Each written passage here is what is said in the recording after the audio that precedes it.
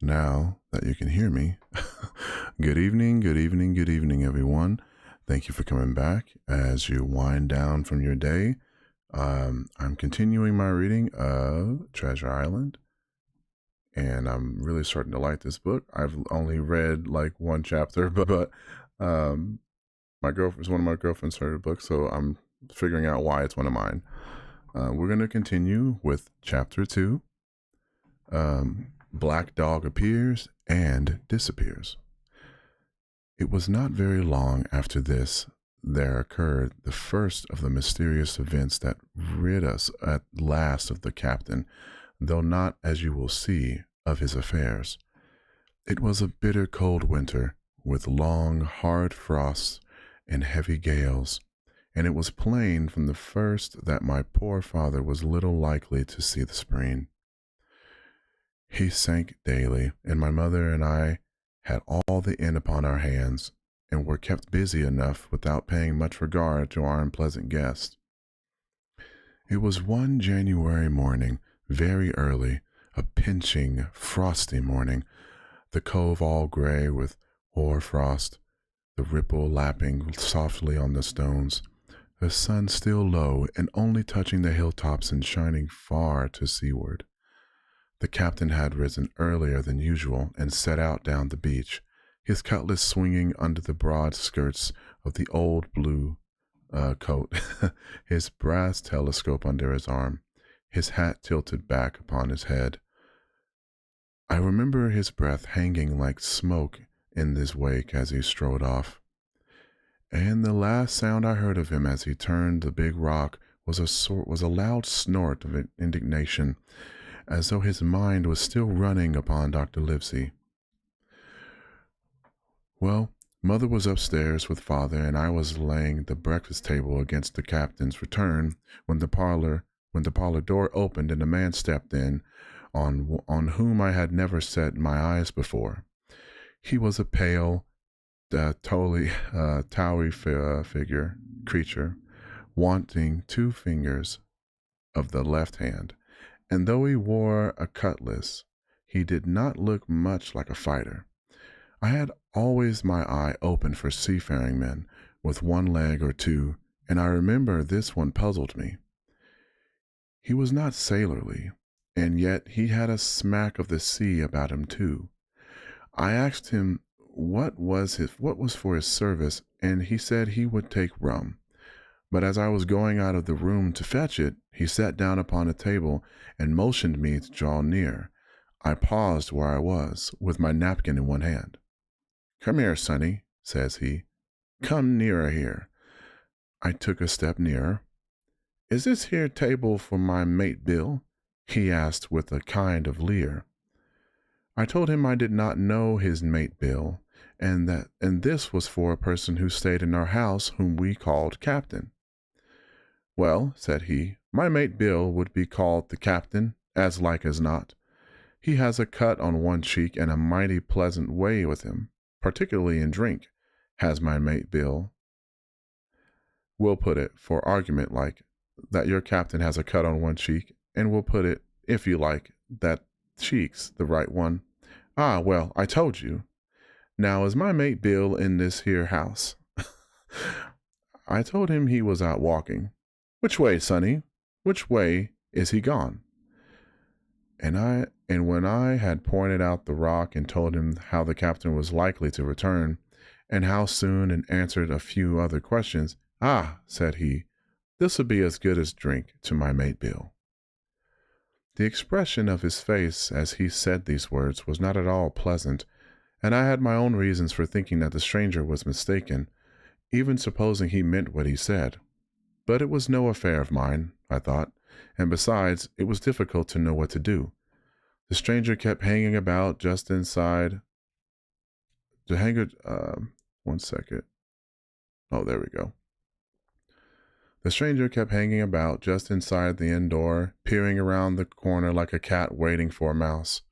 Once I stepped out myself into the road, but he immediately called me back.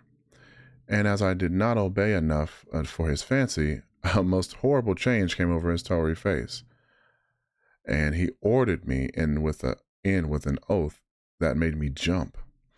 As soon as I was back again, he returned to his former manner, half fawning, half sneering, patted me on my shoulder, told me I was a good boy, and he had taken quite a fancy to me. "I have a son of my own," said he, "as like you as 2 blocks, and he's all the pride of my art. All the pride of my art. But the great thing for boys is discipline, sonny, discipline. Now, if you had sailed along of Bill, you wouldn't have stood there to be spoke to twice, not you." That was never Bill's way, nor the way of sich as sailed with him. And here, sure enough, is my mate Bill, with a spyglass under his arm. Bless his old art, to be sure. "You and me'll just go back into the parlor, sonny, and get behind the door, and we'll give Bill a little surprise, bless his art, I say again." So saying, the stranger backed along with me into the parlor and put me behind him in the corner so that we were both hidden by the open door.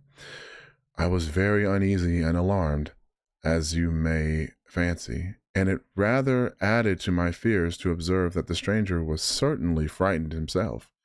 He cleared the hilt of his cutlass and loosened the blade in his sheath, and all the time we were waiting there he kept swallowing as if he felt what we were used to call a lump in our throat.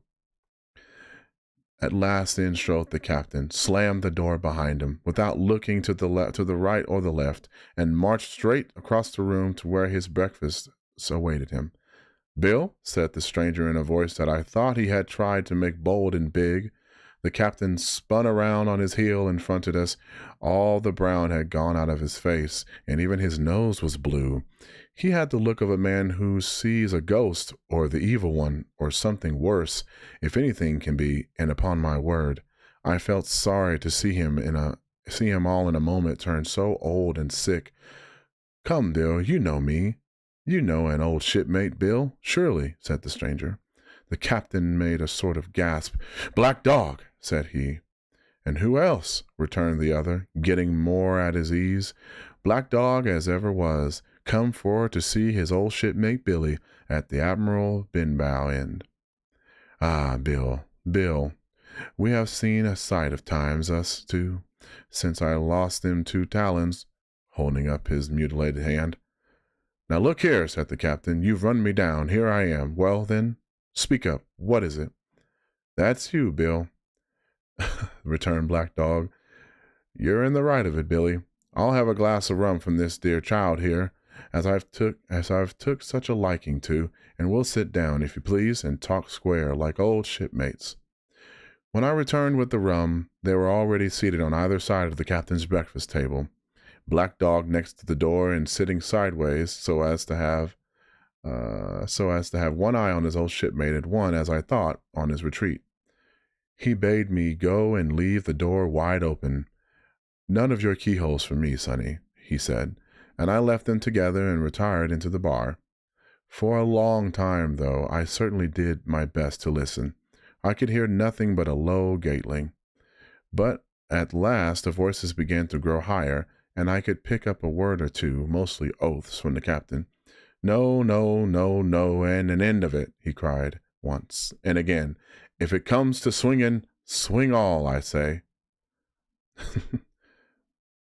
Then all of a sudden there was a tremendous explosion of oaths and other noises. The chair and table went over in a lump, a clash of steel followed, and then a cry of pain. In the next instant I saw Black Dog in full flight, and the captain hotly pursuing, both with withdrawn cutlasses, and the former streaming blood from the left shoulder. Just at the door, the captain aimed at the fugitive one last tremendous cut, which would certainly have split him into to the chin had it not been intercepted by our old signboard of Admiral Benbow. You may see the notch on the lower side of the frame to this day. That blow was the last of the battle. Once out upon the road, Black Dog, in spite of his wound, showed a wonderful clean pair of heels and disappeared over the edge of the hill in half a minute. The captain, for his part, stood staring at the signboard like a bewildered man. Then he passed his hand over his eyes several times, and at last turned back into the house. Jim, says he, rum. And as he spoke, he reeled a little, and caught himself with one hand against the wall. Are you hurt? Cried I. Rum, he repeated. I must get away from here. Rum, rum. I ran to fetch it, but I was quite unsteadied by all that had fallen out, and I broke one glass and fouled the tap. And while I was still getting in my own way, I heard a loud fall in the parlor, and running in, beheld the captain lying full length upon the floor. At the same instant my mother, alarmed by the cries and fighting, came running downstairs to help me. Between us, we raised his head. He was breathing very loud and hard, but his eyes were closed and his face a horrible color. Don't deary me, cried my mother. What a disgrace upon the house, and your poor father sick. In the meantime, we had no idea what to do to help the captain, nor any other thought but that he had got his death hurt in the scuffle with the stranger. I got the rum, to be sure, and tried to put it down his throat, but his teeth were tightly shut and his jaw as strong as iron. It was a happy relief for us when the door opened and Dr. Livesey came in on his visit to my father. Oh, doctor, we cried, what shall we do? Where is he wounded? Wounded? A fiddlestick end, said the doctor. No more wounded than you or I. The man has had a stroke, and as I warned him. Now, Miss Hawkins, just you run upstairs to your husband and tell him, if possible, nothing about it. For my part, I must do my best to save this fellow's trembling, worthless life. Jim, you get me a basin. When I got back with the basin, the doctor had already ripped up the captain's sleeve and exposed his greatly swinely arm.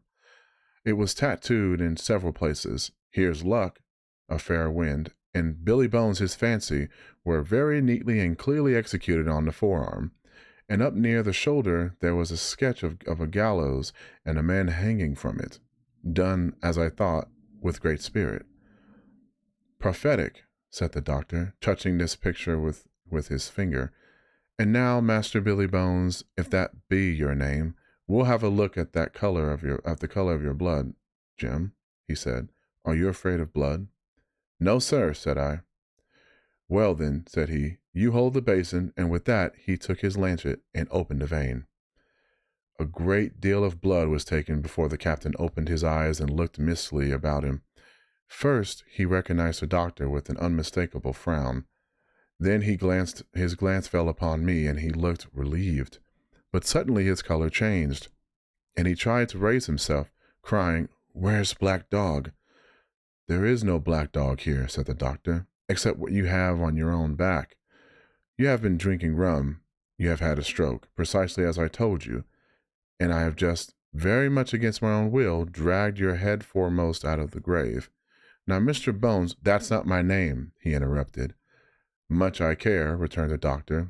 "It's the name of a buccaneer of my acquaintance, and I call you by it for the sake of shortness. And what I have to say to you is this: one glass of rum won't kill you, but if you take one, you'll take another, and I stake my wig if you don't break off short, you'll die. Do you understand that? Die and go to your own place, like the man in the Bible. Come, now, make an effort. I'll help you to your bed for once." Between us, with much trouble, we managed to hoist him upstairs and laid him on his bed, where his head fell back on the pillows as if he were almost fainting. "Now, mind you," said the doctor, "I clear my conscience. The name of rum for you is death." And with that he went off to see my father, taking me with him in by the arm. "This is nothing," he said as soon as he had closed the door. "I have drawn blood enough to keep him quiet a while. He should lie for a week where he is. That is the best thing for him, and you, by another stroke, would settle him." And, well, it was a little quicker than I thought. That is the end of chapter 2. I am very excited to keep reading this book. Kind of feel like we know what's going to happen with Dad. We'll figure that out at some other point. The next chapter will be chapter 3, The Black Spot. Thank you all so much for coming out and listening, and I look forward to seeing you all tomorrow to help you make your day relax a little bit more as you drift to sleep. Take care, everyone, and have a wonderful rest of your night.